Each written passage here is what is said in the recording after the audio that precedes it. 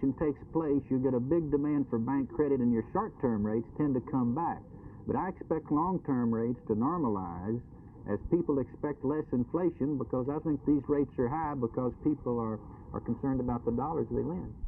Will a successful Apollo 14 flight have any impact on the space budget and its passage?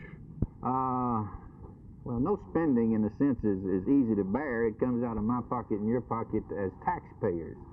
But I'm not one that believes the American people judges a space program on any one flight or any one incident. I think the people are tremendously proud of what we've done, and that our continued space exploration will be consistent with what we can afford. But wouldn't another failure like Apollo 13 cause a great deal of criticism of the spending? I think it would cause questions as to why the failure took place, but I do not think that in and of itself that would or should result in a big change there, because you're dealing with something with millions and millions of variables. And I don't look upon Apollo 13 as a failure in that sense. I look upon it as a demonstration of the tremendous ability of men to handle problems of that type.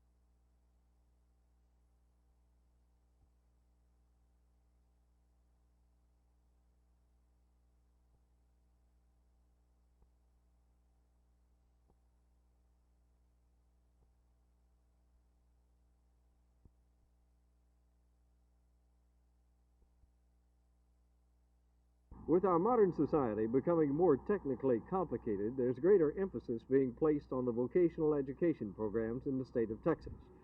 The Advisory Council for Technical Vocational Education in Texas is headed by the Executive Director, Alton Ice of Austin. He is here for one of 15 regional meetings around the state to determine the needs of vocational education. Mr. Ice discussed the future of vocational education in the state of Texas.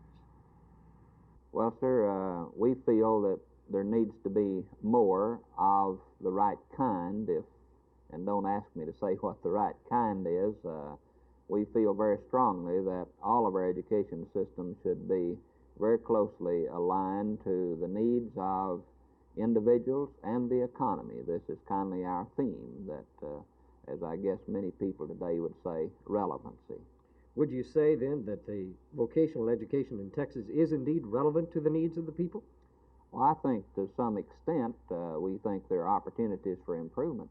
When the Vocational Advisory Council has completed its series of 15 meetings around the state and all of its findings are in, the report will be made to the legislature and to the governor of Texas. At that time, perhaps we will know in what direction vocational education will follow for the coming years. Art Sinclair, Channel 8 News on the Move, Arlington.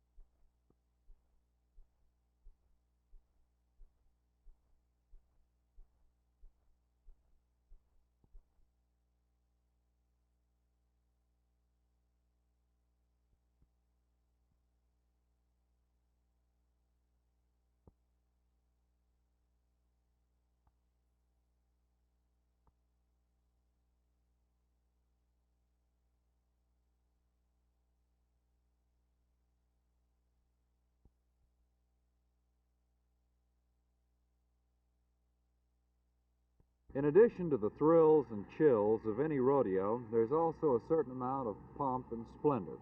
That pomp comes in the grand entry, in which there are sometimes 600 horses and riders parading through a show arena. The man who's been coordinating grand entries for the Fort Worth Stock Show for the last 12 years is Red Moore. I asked him why the grand entry. Well, it's a colorful event. It lends color to the show. It gets the show started off, and it's really colorful. You know, people love to see it, and people love to participate in it. And the people themselves, these clubs, have to ride and practice, and they put in a lot of time and effort, and they go to a lot of expense and everything to come up here and to help us put on this thing. A lot of people wonder about why the grand entry has persisted and has, in fact, even grown larger over the last few years since the rodeo began. Well, some people would like to see the rodeo streamlined, to see more events in one day and less of the pomp and pageantry that has marked rodeos to this date. Now, if WFAA were in charge of a grand entry, it might look something like this.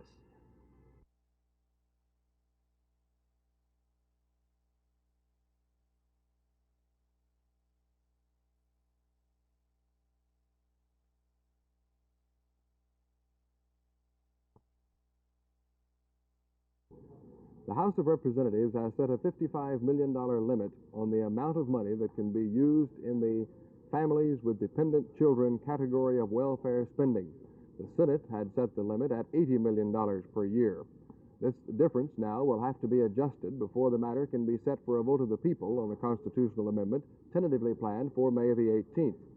The rather spirited debate that took place here in the House can be seen in an example of an amendment offered by Representative Cordell Hull of Fort Worth to lower the limit to $40 million, and a rebuttal to that idea by Carlos Truon from Corpus Christi.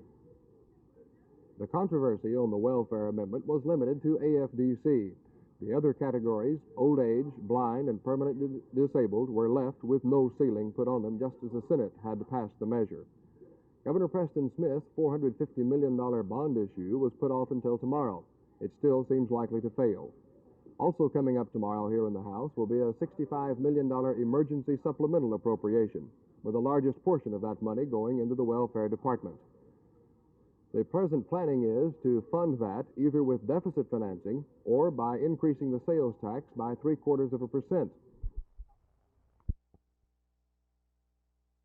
Legend has it that if on this day the groundhog comes out and sees its shadow, he'll go back into the burrow, and we'll have 6 weeks more of winter. Well, I don't know what a groundhog looks like, so I enlisted the aid of a couple of experts. And the first expert I'd like for you to meet is Beth Strang. Beth is from University Park Elementary School in Dallas, and she's the winner in the grade 1 to 4 category of Cannonball Rental Company's annual Groundhog Coloring Contest. Beth, will you hold up your picture? This is Mr. Groundhog. Now then, I see the word sniff, sniff coming from the groundhog and pow, pow coming from the man. Now, what does that mean? Well, you see, the hunters come to shoot the groundhog, and the gun has gone pow pow, and he is sniffing the air. Does he see a shadow? No. I don't think so. Okay. The other expert that I'd like for you to meet is the winner in grades 5 through 8, and it's Jane Rumcheck. She goes to Daggett Middle School in Fort Worth. Jane, will you hold up your picture? This is unique. She's got it in the parade. Why the parade, Jane? Well, I just had him in the parade because I said it was their day, because they wouldn't have named it Groundhog Day if it wasn't their day. And Groundhog Day it is. I decided to try my luck in the coloring contest, so I'd like for you to show my picture. This is the picture I drew, and it won first prize in the pre-kindergarten category. This is Cherry Park, Channel 8 News on the Move.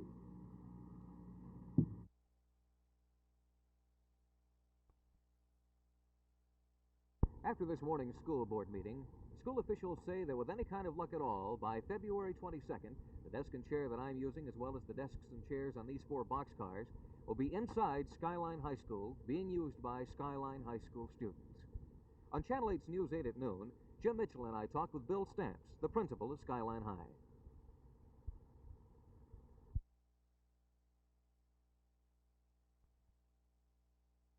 We will, of course, have all of these details by the time we come back in March to adopt this report. We will spend the entire month of February informing our membership of this report, and then it will be up for approval at the March meeting of the Faculty Representative Assembly. And then after that, it will be presented to the superintendent and the school board.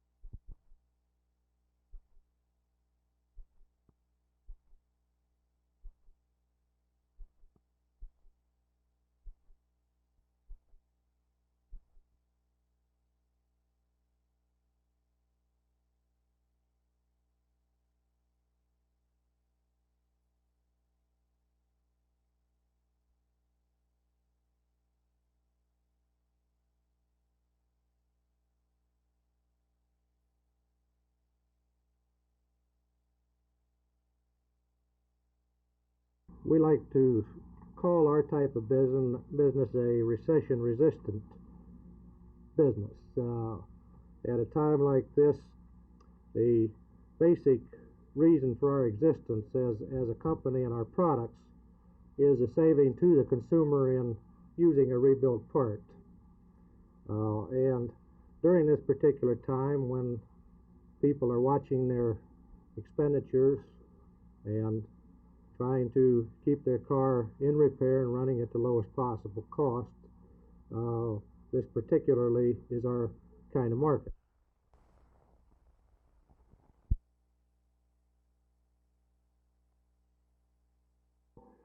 The last biennium, they were allowed about $23,100,000. They're requesting approximately $45 million this time. Now, as you probably know, anytime any agency comes before that appropriations committee, they're going to ask for more money than they need. And I'm giving them a little bit of leeway there by putting it at $40 million. I think the people back home are going to appreciate it because they're looking for economy down here. They're not wanting us to spend money. I'm surprised that Mr. Hull would present this in view of the fact that the children in his district that are on welfare are getting an average of $30.83 a month, and that the families that qualified for aid to the families with dependent children get an average of $118.58. I'm certainly surprised that he would take it out on the children of his district as well as the children of our districts all over the state.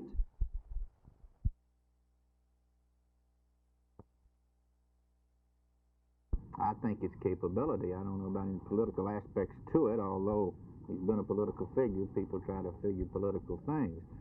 I think the president is convinced that he can do a tremendous job as Secretary of the Treasury, and that's it. Many of our economic analysts are saying that the interest rates will be on their way back up before this year is out. Would you agree? Well, it depends on what interest rates you have. Your short-term rates are here. Your longer-term rates are there. Your Treasury bill rate's about 4 1/4. Your long-term rate's around 6. I expect something like that.